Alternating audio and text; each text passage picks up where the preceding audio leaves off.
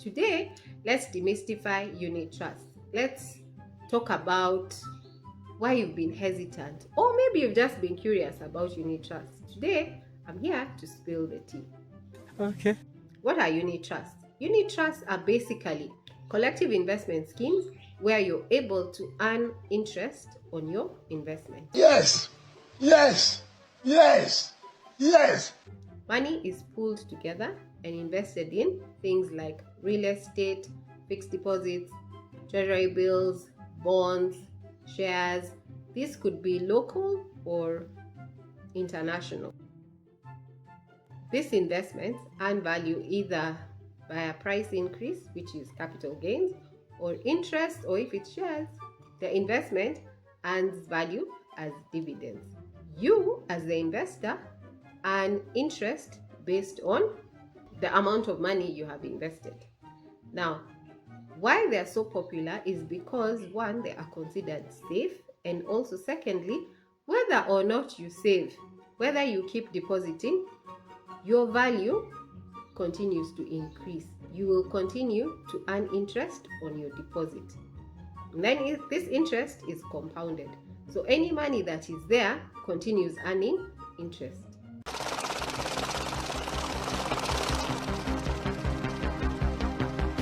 What makes them safe? They are regulated by the Capital Markets Authority. So if you're already investing in any form of unit trust, you need to go and check if your fund manager and the fund are legitimate. Because there was once there was a fund manager. This company decided to invest in real estate. So the investors were earning very good interest because, well, the real estate market was doing well at that time. However, this is what happened. Some investors needed their money quickly and they needed a lot of it. It took longer than they were used to. So that raised a couple of questions and they decided, you know what? Fire on the mountain. And they withdrew their money, and this caused other people to want to withdraw their money. And you know when that happens, if many depositors come to withdraw and you have invested in real estate, if you've sold land or any form of property, you know how long it takes to get buyers. With time, they were unable to fulfill these withdrawals and Capital Markets Authority had to get involved. And the fund manager was frozen and people went to court. And basically what they had done is the fund was legit. Okay? The fund manager was legit. The problem was, what was not legit is where they were investing this money. They were supposed to have been investing the money in short-term things. Then they went and put people's money in long-term things and people needed their money. You know how COVID was. That was around COVID time and it was a mess because imagine you're in desperate need of your money. You've been told this is safe. You've checked, the fund is legit. These people, they've been keeping your money. But suddenly when you need it, you can't get it. So please check the form that you filled. If they said this is a money market fund, it should only be investing in short-term things like fixed deposits,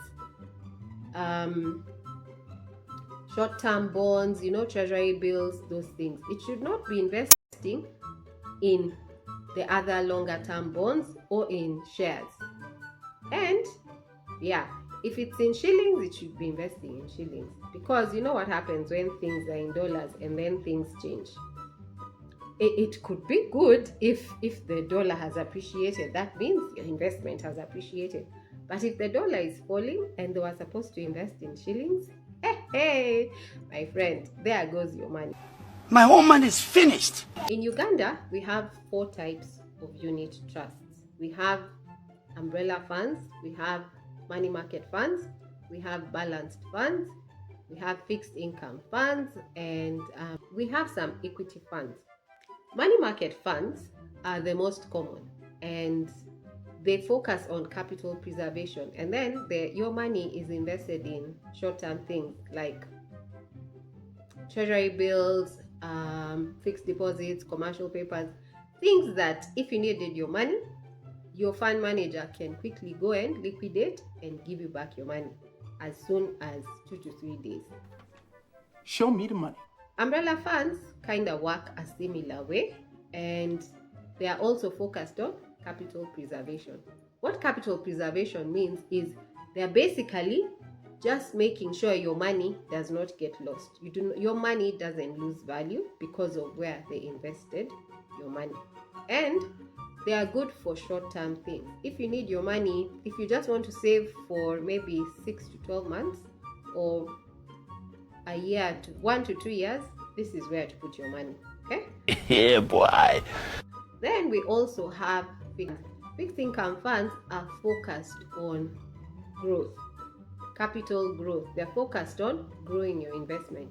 Now we have some that do it. You can invest in dollars, and others you can invest in shillings. Your money is locked for a fixed period of time, and these are good for if you're looking at a longer term investment and you want to be receiving your money periodically. So you can decide, I want to receive my money every 3 months, every 6 months, or every year. And you decide, I want to withdraw the whole amount, or I want to only withdraw the interest. That's why they're called fixed income funds. Your income is fixed for that period of time. Another fund we have is the balanced fund. Now the balanced fund is also focused on growth. It invests in shares, corporate bonds, government bonds, treasury bills, in all sorts of things. Some even invest in real estate. What it does is invest in very many things, but in a balanced way. So you have maybe 20% in real estate, 10% in bonds, corporate or government bonds, also fixed deposit. It basically invests in many things, diversifying your investment. And these are considered to be medium to high risk because once you put shares in there, hey, you know what happens with shares or with foreign exchange. Things are volatile, things go up and down, and anything can happen. That is why they diversify, and that's why they're called balanced funds. These are good for longer term investments. If you want to keep your money there for 3 to 5 years, that is the fund to put your money in. Wow! Another fund we have is the equity fund.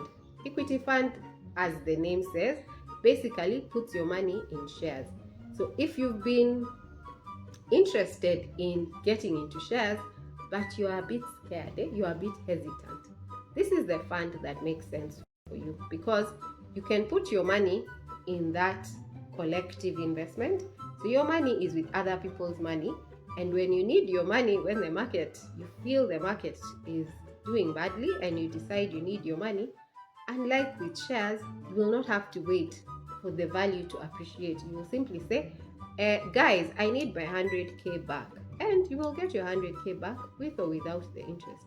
In some cases, your 100k may have depreciated because remember I said volatility, but in most cases it doesn't. However, it's possible. I didn't hear that. Whichever investment, whichever fund you decide you want to invest in, make sure you've read the fine print.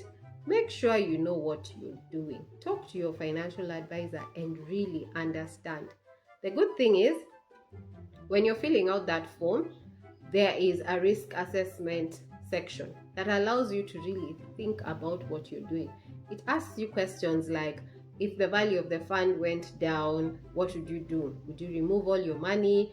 Would you keep it there? Would you add more? So this helps you think through what you're doing, whether this is really for you or you need to perhaps put your money under the mattress or just keep it in the bank. Make informed decisions, think through, do your research, talk to your financial advisor, talk to people in your circle who have invested in such and are either making money or losing money. Balance your decisions.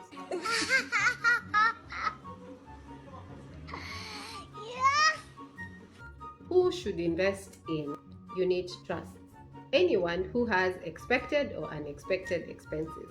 That is how you choose what fund you want to put your money in. Because expected expenses like school fees, rent, Maybe even have an upcoming operation and you want to save your money instead of getting insurance. Okay? Any expected expense, maybe it's a holiday. Anything you expect to happen is an expected expense. People like saying school fees is an emergency. It is not an emergency. It is an expected expense. It happens every term or every semester. You have to pay school fees. And with rent, you either have to pay rent every month, every 3 months, every 6 months, or every year. You can put this money in a unit trust and earn interest as the progresses, instead of keeping the money in your bank where life's curveballs can happen to it. Put your money in a unit trust, earn interest, let your money work as you do other work. And for the unexpected expenses, you can put your money in a shorter term unit trust. I keep telling you guys, please open a confidence fund. Yes, you like to call them emergency funds, but for me, I like to call them confidence funds, because that money gives you the confidence to live your life knowing you have taken care of any unexpected expenses. If your car needs repairs, if you have a sudden medical bill, if you have something urgent that comes up that needs money, that's the fund you're going to go and tap. We break barriers. We do everything to get rich, we do everything to stay rich, and do everything to stay richer. Want to get started? Just have your 100K ready, a national ID, proof of banking, that's a bank statement, and DM me or drop a comment below, and let's build your future together.